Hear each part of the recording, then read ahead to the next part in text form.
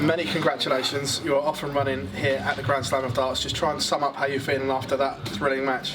Thrilling match. I'm full of bottle. You know, I know that if you give me a dart or a double, I will usually hit it. But no, 90 average is not the game I'm playing at the moment.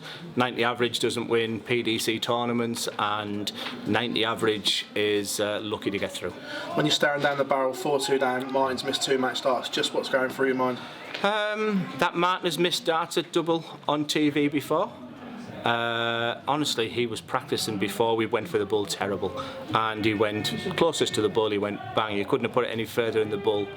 He got on that stage then. He was hitting far more 180s than me, and but I just knew back in my mind that I don't think his TV record is fantastic, and I was just hoping that when he had darts to hit 54 or 58, whatever he had to 2 darts at tops, he was going to miss, and he did that. In previous tournaments where people have missed match darts against you, the record is quite good, isn't it? So are you holding out hope that history might repeat itself? Yeah, the Paul Hogan game comes straight to my mind now. But it's out of my hands. I really wanted to win 5-0, 5-1, 5-2 there to give me a good leg average. I mean, if Nathan beats Michael now, I think it's going to be really tough for me to get through. So despite his interviews, the past couple of tournaments I've played him, I will be cheering on Michael Smith, but I ain't happy the way he spoke after the match play, and I certainly wasn't happy the way he spoke yesterday.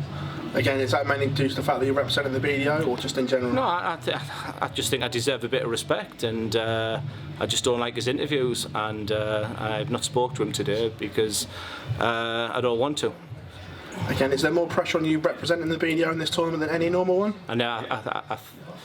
It might be the wrong answer now, but I thought I was a PDC player up there. I'm the proudest BDO champion. I've never said a bad word against, about them. I never will. I gave the trophy back last week, and I'm a proud champion. But I was playing for myself up there. I got in through the back door. I appreciate that. I mean, Nick Kenny, Scott Waite, really. Could have been stood in my place there, and I wanted to win the match play semi. I wanted to win the Grand Prix semi. That would have put me in the into the Grand Slam as a PDC player. But I'm here as a BDO champion and desperate to get out of this group. Just going back to what you said, will you speak to Michael Smith over the next couple of days just to see? No, I don't think look, Michael Smith is an unbelievable player, great lad. I like him a lot. I just think I deserve just a little bit more respect, and I just didn't like the words he said. Glenn, thank you very much. Thank you.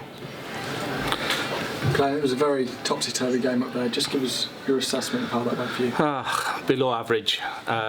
Practice went fantastic, and I just didn't replicate that on the stage there. And the stage is where I love to be. The throw's great this year. There's a really, really big game in me, and I'm hoping I get the chance, tomorrow as a shootout against Nathan. But it really is out of my hands now. But I don't really deserve to go out the group after them first 2 games. You've achieved so much in your first few months in the PDC. Your goals, I assume, before this tournament would go on and make a first final and even win the tournament. Yeah, look, I've had an unbelievable season, but I want more.